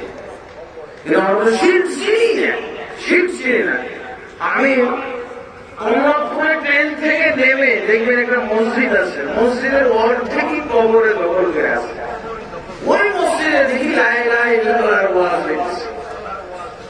লা ইলাহা ইল্লাল্লাহ এটা হলো শিরকের আড্ডাখানা, ভেঙে চুরমার গুড়িয়ে দেওয়ার কালেমা। আর সেই লা ইলাহা ইল্লাল্লাহ ওয়াজ করতেছে ওই মসজিদে, যে মসজিদে অর্ধেক দখল করে আছে মাজার। সেই মসজিদে আবার লা ইলাহা ইল্লাল্লাহর ওয়াজ হয়। লা ইলাহা ইল্লাল্লাহ বুঝলেন? এই হল লা ইলাহা ইল্লাল্লাহ ফাউন্ডেশন। লা ইলাহা ইল্লাল্লাহ ভঙ্গ হয়ে যায়। ইসলাম ভঙ্গের কারণ, কালেমা ভঙ্গের কারণ, ঈমান ভঙ্গের কারণ একই বিষয়। শিরকের মাধ্যমে ইসলাম ভঙ্গ হয়। শিরকের আলোচনা কি করব? হুজুরদের শিরক বলতে বলতে শেষ, সময় শেষ, রাত শেষ। হুজুররা সেই কয়েকটা শিরক করে, জনগণ তো করবেই, নেতারা তো করবেই। নেতারা তো আপনার ওয়াজই বন্ধ করে দিচ্ছে। না, আপনারা শিরকের কিছু ওয়াজ আপনারা বন্ধ করে দেন, কি না আপনাদের ওয়াজ মাহফিল বন্ধ করে দেবো। ওই যে মূর্তি আর ভাস্কর্যের ওয়াজ চলবে না। নেতারা ওদের শিরকের খামার আছে, ওদের শিরকের খামার গুলো হেফাজত করার জন্য ওরা আইন পাশ করতে পারে। ওরা আইন করেছে, এই দেখেন আমাদের এই মূর্তি আর ভাস্কর্যের বিভাগ নিয়ে কথা বলবেন না, নাহলে আপনাদের ওয়াজ মাহফিল বন্ধ। হ্যাঁ, এরকম রাজনৈতিক নেতাদের যখন শিরকের খামার আছে, হুজুরেরও শিরকের খামার আছে। হ্যাঁ, আগে তো হুজুরেরটা শেষ করতে হবে। হুজুরি যদি শিরকের খামার করে তাহলে নেতা তো করতেই পারে, নেতা তো করবেই, জনসাধারণ তো করবেই। হুজুর এমন তাবিজ দিয়ে দেয় 501 টাকায়, বুঝেছেন, যে সকল সমস্যার সমাধান, ব্যর্থতায় টাকা ছাড়া। আল্লাহ আছে, তাবিজ দিয়ে তো আল্লাহকে একেবারে নির্বাসিত হয়ে গেল। বাংলার মাটিতে আল্লাহ রাখলো না, বলছে হুজুর বলতেছে, হ্যাঁ 501 টাকা দিলে, 1001 টাকা দিলে এমন তাবিজ দিয়ে দিবে, এই তাবিজের মাধ্যমে 100% সমস্যার সমাধান, ব্যর্থতায় টাকা ফেরত। আছে এই দেশে আল্লাহ আছে? হুজুর আল্লাহকেই দেশ থেকে বিতাড়িত করে দিল, শুধু তাবিজ থাকবে, আল্লাহর অস্তিত্ব নেই। এই কথাটা কি বুঝলেন ভাই? 1001 টাকা দিয়ে এমন তাবিজ দিয়ে দিল যে 100% সমাধান, সমস্যা আপনার দূর হবেই হবে। হ্যাঁ, যদি সমস্যা দূর না হয় টাকা ফেরত। আল্লাহ আছে? কে আল্লাহ? আল্লাহকে অস্তিত্বহীন বিতাড়িত করলো এই বাংলাদেশ থেকে হুজুর তাবিজ দিয়ে। দেখেন, খামারে, হুজুরের খামারে চাষ করা একটা শিরকের মাধ্যমে আল্লাহ বিতাড়িত, বাকিগুলো কি করবেন? এখন হুজুর বলতেছে সিজদা করো, ভাই সিজদা করো। বড় বড় হুজুররা বলতেছে যে ভাই সিজদা করা জায়েজ আছে, কোরআনে পাওয়া যায়। আসলে কোরআনের দলিল দেব, ভাই সিজদা করা যায়। কে বলতেছে? হুজুর। হুজুর শিরকের দলিল দিবে আপনাকে। হুজুরকে, হুজুরের পায়ে সিজদা দেওয়া জায়েজ আছে, এইটা দলিল নিয়ে বসে আছে হুজুর। কোরআন থেকে দলিল দিয়ে দিবে শিরক জায়েজ। এই জন্য বলছিলাম, এদের বড় হুজুর বায়াত নিল, বায়াতের একটা ভিডিও দেখলাম, সবচেয়ে বড় হুজুর বায়াত নিয়েছে। কিসের? 60 তরিকার বায়াত। অনেক পাগড়ি পাগড়ি লাগা বহু হুজুর, লাখ খালি খালি হুজুরই আছে। হুজুরই দেখলাম হাজার হাজার হুজুর, সবাই বায়াত নিয়েছে। কিসের? তাই 60 তরিকার বায়াত। তরিকার বায়াত নেই, ইসলামের বায়াত নেই, ইসলামের কথা নাই, ইসলামের বায়াত নাই, ইসলামের নাম বন্ধ নাই, মোহাম্মদের তরিকার সব তরিকাটাও উল্লেখ নাই। 60 তরিকার মধ্যে মোহাম্মদের তরিকা নাই। নকশবন্দিয়া, চিশতিয়া, মুজাদ্দিদিয়া, কাদেরিয়া, এইগুলোর তরিকার বায়াত নেই। বড় এক মোহাম্মদ সাল্লাল্লাহু আলাইহি ওয়াসাল্লামের তরিকা বাদ দিয়ে যে কোনো এক তরিকার বায়াত নিয়ে তার ইসলাম ভঙ্গ হয়ে যায়, সে আর মুসলমান থাকে না, মুরতাদ হয়ে যায়, কাফের হয়ে যায়। সবচেয়ে বড় কি বলেছিলাম? তার চেয়ার কেউ কেড়ে নিতে পারে নাই। বড় হুজুরের চেয়ারটা মরার পূর্ব পর্যন্ত তার দখলে ছিল। সেই হুজুরের ইসলাম ভঙ্গ হয়ে আছে, জানেও না, জানে না, টের পাই না। বুঝেছেন? ইসলাম, ইসলাম তো ছিল, কিন্তু কতদিন আগে ছিল ভাই, সেটা তো তারিখও জানা যায় না। এতদিন আগে, এত পুরানো হয়ে গেছে ইসলাম ভঙ্গ করা। এই জন্য তারপরে ইসলামের স্থলে কত জাহিলিয়াত আমরা কায়েম করে রেখেছি। যেমন ইসলাম ভঙ্গের কারণের মধ্যে একটা এরও কারণ যে কেউ যদি মনে করে যে আল্লাহ এবং বান্দার মাঝে মিডিয়া অস্তিত্ব, মিডিয়া লাগবে, ওসিলা লাগবে, তাহলে তার ইসলাম থাকবে। এই দোষটা কিন্তু কাফের মুশরিকরা করেছিল। এই উদ্দেশ্যে 360টা মূর্তি আসছিল কাবাঘরের পাশে। আর কোথায় মূর্তি খুঁজতে যাবো, কোথায় হুজুরের মূর্তি খুঁজতে যাবো, কোথায় নেতার মূর্তি খুঁজতে যাবো? কাবাঘরের পাশেই আমাদের রাখতে হবে। কারণ কাবাঘরে আল্লাহর কাছে আমরা এখন বলবো যে আল্লাহ এগুলোর ওসিলায় আমাদেরকে তুমি মানো। এগুলোকেও পূজা করতো, কারণ এই মূর্তিগুলো আমাদেরকে আল্লাহর সান্নিধ্যে পৌঁছে। সেই একই তো জাহিলিয়াতের সেই বাজার গরম করে বসেছে আমাদের দেশের বীর মুর্শিদরা। সবাই তো ওসিলার বাজার বসে। ওসিলার বাজার কত গরম দেখে, ওসিলার বাজারে সবাই এখন ঘোরাঘুরি করতেছে। এই দেখেন এই প্যান্ডেলে, তাওহীদের প্যান্ডেলে নাই, তাওহীদের প্যান্ডেলে মুসলমান খুঁজে পাওয়া যায় না। আর আজকে যদি ওসিলা ব্যবসায়ীরা যদি ওসিলা ব্যবসায়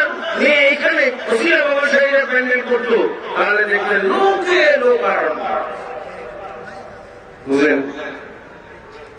এই মুসলমানদেরকে আল্লাহ সাহায্য করবে, আল্লাহ ফরজ আদায় করবে। এদের এই মুসলমানদের তাওহীদের প্যান্ডেল খালি, শিরকের প্যান্ডেল ভর্তি। উসিলা ব্যবসায়ীদের বাংলা জমজমাট হইতেই আছে। কোরআন হাদিস পাঠ সব উসিলার পিছনে দৌড়াইতেছে। আল্লাহ এবং আল্লাহ রসুলের দেওয়া নিয়ম কারণ এখন শেখে লেগে গেছে। আল্লাহ এবং আল্লাহ রসুলের নিয়ম কারণ, আল্লাহ এবং আল্লাহ রসুলের নিয়ম কারণ কোথায় আছে? কোরআন এবং হাদিস। কোরআন হাদিস কি এখন আমাদের বাংলাদেশের সংবিধান? এই যে 90-95% মুসলমান কোন সংবিধান পালন করে, কোন সংবিধান অনুযায়ী চলে, কোন সংবিধান অনুযায়ী পরিচালিত হয়? বলেন। মুসলমান কিন্তু সংবিধান পালন করবো কাফেরদের। এই কেমন মুসলমান ভাই? আর তুমি মুসলমান, এর মুসলমান হইতে পারে? এই মুসলমানদের কাছে আল্লাহ থাকবে, আল্লাহ বহু দূরে ঠেলে দিবে। আল্লাহর সাথে সব মুসলমানের কোন সম্পর্ক নাই। তোমরা আমার সংবিধান ফেলে দিয়েছো, আমি যে সংবিধান অনুযায়ী তোমাদের চলতে পারি সেটাই বা তোমরা কিসের এখন মুসলমান? এই মুসলমানদেরকে আল্লাহ সাহায্য করা ওয়াজিব, ফরজ। ইবলিস করতে পারে এদেরকে সাহায্য, শয়তান করতে পারে এদেরকে সাহায্য, আল্লাহ সে সাহায্য করতে পারে। আল্লাহ কোরআনকে দাফন করেছো, রাসূলের সংবিধানকে দাফন করেছো, আর এখন বলেছো সাহায্য করা। বন্ধুগণ, এইরকম দেখা যাবে যে অনেকগুলো ইসলাম ভঙ্গের কারণ রয়েছে। এগুলো ইসলাম ভঙ্গের কারণ। আরো কিছু কারণ রয়েছে, এটা হলো নওয়াকিদুল ইসলাম। আরো কিছু কারণ আছে যেগুলো আমরা ইসলাম ভঙ্গ হয়ে যেতে পারে কিন্তু সম্ভাবনা, যেমন আছে হিংসা, বিদ্বেষ, পরশ্রীকাতরতা, গীবত, পরনিন্দা। এগুলোতে ইসলাম ভঙ্গ হয় না, কিন্তু এগুলোর কারণে আমাদের সব নষ্ট হয়ে যায়, আমাদের আমল নষ্ট হয়ে যায়। আমল নষ্ট যদি হয়ে যায় তাহলে আপনার ইসলাম থেকে লাভ নেই। ইসলাম আছে, কিন্তু ইসলামের মধ্যে আপনার সেই উপাদান নাই, সেই জিনিস নাই, তাহলে লাভ আছে? কোনো লাভ নাই। আল্লাহ রাসূল সাল্লাল্লাহু আলাইহি ওয়াসাল্লাম বলেছেন যে ইন্নাল হাসাদ ইয়াকুলুল হাসানাত। হিংসা, বিদ্বেষ, একজনের প্রতি আরেকজনের হিংসা করে, এই হিংসার মাধ্যমে আমল ধ্বংস হয়ে যায়, আমলগুলোকে গ্রাস করে ফেলে। যেভাবে আগুন লাকড়িকে গ্রাস করে ফেলে, ছাই বানিয়ে ফেলে, হিংসা, বিদ্বেষ এরকম মানুষের, একজন মানুষ আরেকজনের মানুষের প্রতি যদি হিংসা, বিদ্বেষ রাখে তাহলে তার আমলগুলো এভাবে ছাই হয়ে যায়। এবং গীবতের কারণে আল্লাহ তাআলা তার আমলগুলোকে নিয়ে ওই যিনি যার গীবত করা হয়েছে তাকে দিয়ে দেওয়া হবে। তাহলে আপনার তো ধ্বংস হয়ে গেল, কারণ এর মাধ্যমে আপনি তার সম্মান নষ্ট করেছেন। সম্মান নষ্ট করলে, তার ইজ্জত আবরু নষ্ট করলে কিয়ামতের দিন আল্লাহ তাআলা গীবতের মাধ্যমে, বদনামের মাধ্যমে, দুর্নাম করার মাধ্যমে আপনি কি করবেন? ওই ব্যক্তির পাপের বোঝা কিয়ামতের দিন আপনি বহন করবেন এবং আপনার আমলগুলো সে নিয়ে যাবে। তাহলে এখন ইসলাম থাকলো, আমলও থাকলো, কিয়ামত পর্যন্ত আপনি আমলগুলো বহন করে নিয়ে গেলেন, তারপরে কেড়ে নিবেন। তারপরে যারা আপনি গীবত করেছিলেন সেই ব্যক্তি আপনার আমলগুলো কেড়ে নিয়ে গেল না। কিয়ামত পর্যন্ত আপনি আমলগুলো মাথায় করে নিয়ে গেলেন, হ্যাঁ, কিন্তু আমলগুলো নিয়ে নিল কে? ওই যার গীবত করেছিলেন সে নিয়ে নিল। কারণ আপনি তার ইজ্জত নষ্ট করেছেন, তার মর্যাদা হানি করেছেন, তার আপনি মানহানি করেছেন, এবং কিয়ামতের দিন আল্লাহ তাআলা এইভাবে কাটাকাটি করে নেবেন। তুমি গীবত করেছিল এই জন্য আমাদের বিরত থাকতে হবে। আমরা অনেক সময় গীবত করে ঘোষণা করি। গীবত করে কি হবে?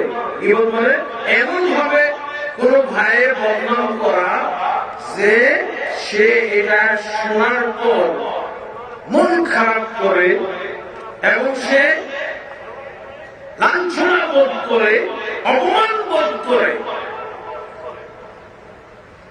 আমরা কি করি? একজনের বদনাম করি তার সামনে আর বলে দিই, দেখেন আমি কিন্তু অবসরে কিছু বলি না, যা বলি সামনেই বলি। সামনে বলে আর বেশি অপমান হলো না কত লোকের সামনে। এটা কিন্তু গীবতের ভাষা। এটা কিসের ভাষা? এটা গীবতের ভাষা। এটা আমার মনে করি হক কথা বলে ফেললাম না, এই গীবতের ভাষা। একজন লোককে লক্ষ্য করে বলছে, এই ভাই দেখেন, আমি কিন্তু আপনারা এই আচরণ জানি, আমি কিন্তু সামনেই বলে দিই না। সামনে বললে সে নিশ্চিত হলো, সামনে বললে তার মানাহানি হলো। অতএব এই ব্যক্তি কিয়ামতের দিন আপনার আমল নিয়ে সামনে বলা যাবে না।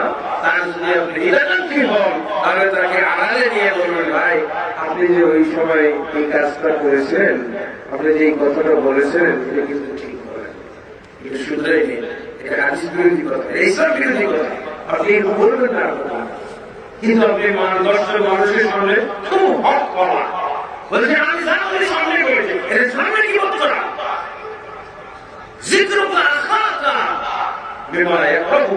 আল্লাহ রাসূল গীবতের সংজ্ঞা দিয়েছেন, এমন ভাবে তুমি তোমার ভাইকে স্মরণ করবে, এমন ভাবে তোমার ভাই সম্পর্কে বলবে যা সে পছন্দ করে না, যা সে অপছন্দ করে।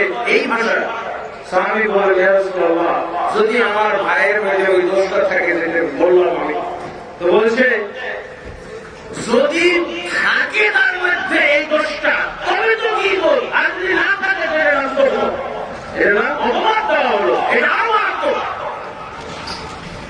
অপবাদ দিলেও একই অবস্থা, বরং এর চেয়ে মারাত্মক অবস্থা। বন্ধুগণ, এগুলো একদম ইসলাম ভঙ্গ হয় না, ইসলাম আপনার ঠিক থাকে, কিন্তু এই ইসলামের মধ্যে আপনি যে আমল ইবাদত গুলো করলেন, এগুলো পরকালে আপনি ভোগ করতে পারবেন না, এটা হলো সমস্যা। আর ইসলাম ভঙ্গের কারণগুলো যদি ঘটিয়ে দেন, তাহলে আপনার ইসলাম পালনের কোনো মূল্যই থাকে না, একেবারে ইসলামের মধ্যে থাকা না থাকা সমান হয়ে যায়। বন্ধুগণ, রাত অনেক হয়ে গেছে, আমি আর বেশি সময় নিতে চাচ্ছি না। আজকের মতো আশা করি আপনারা বুঝতে পেরেছেন। আমি যে বিষয়গুলো আপনাদের সামনে তুলে ধরলাম, যেগুলো আপনাদের কাছে পৌঁছানোর চেষ্টা করলাম, এগুলো তো পরিপূর্ণভাবে বলতে গেলে অনেক সময়ের ব্যাপার। হ্যাঁ, এই জন্য আমি নমুনা স্বরূপ কিছু আপনাদের সামনে উপস্থাপন করেছি। হ্যাঁ, আল্লাহ যদি আরো কখনো সময় দান করেন, সুযোগ দান করেন, ইনশাআল্লাহ আরো অন্যান্য যে বিষয়গুলো ইসলাম ভঙ্গের কারণ অথবা ইসলামের ক্ষেত্রে আমার ত্রুটি সৃষ্টিকারী কারণ রয়েছে, অপরাধ রয়েছে, অন্যায় রয়েছে, এগুলো সম্পর্কে ডিটেলস আলোচনা করবো। আজকের মতো এখানে আমরা শেষ করতে যাচ্ছি। আলহামদুলিল্লাহ, আগামীকালকেও মাহফিল আছে। আগামীকালকে এই দ্বিতীয় দিনের মাহফিল আপনারা শোনার জন্য আসবেন। আজকে যেভাবে আপনারা এসেছেন, অন্যদেরকে না জানিয়ে এইভাবে আর আসবেন না, অবশ্যই অন্যদেরকে জানিয়ে অন্য বন্ধু বান্ধবদেরকে সাথে নিয়ে আসবেন ইনশাআল্লাহ। আল্লাহ তাআলা আপনাদেরকে তৌফিক দান করুন। আর এই যে মাদ্রাসার উন্নয়ন করবে, এই যে মাহফিলের আয়োজন করা হয়েছে, অবশ্যই আপনারা এটা খেয়াল রাখবেন। আজকে যদি অনেকে ভুলে গেছেন, আগামীকালকে যেন ভুল না হয়, অবশ্যই আপনারা এটা মনে রাখবেন এবং সর্বোচ্চ পর্যায়ের দান আপনারা নিয়ে আসবেন, অথবা আপনারা পরবর্তীতে এই দান পরিশোধ করার জন্য কোন একটা অ্যামাউন্ট লিখিয়ে দিয়ে যাবেন, ঘোষণা করবেন। আল্লাহ আপনাদের তৌফিক দান করুন। আল্লাহুম্মা আসলিহ লানা দীনানা আল্লাযী ওয়াসলাত বানা ওয়াসলিহ লানা দুনিয়ানা আল্লাতী فيها معاشنا واصلنا الآخرة التي فيها معادنا واجعل الحياة زيادة لنا في كل خير والموت راحة لنا من كل شر. اللهم أعز الإسلام والمسلمين وذل الشرك والمشركين ودمر أعداءك أعداء الدين يا رب العالمين. اللهم اصلح ولاة وعلماء وعامة المسلمين وخذ بنواصيهم إلى صراطك المستقيم يا حي يا قيوم برحمتك نستغيث. آمين. سبحانك اللهم وبحمدك أشهد أن لا إله إلا أنت أستغفرك وأتوب إليك. السلام عليكم ورحمة الله وبركاته.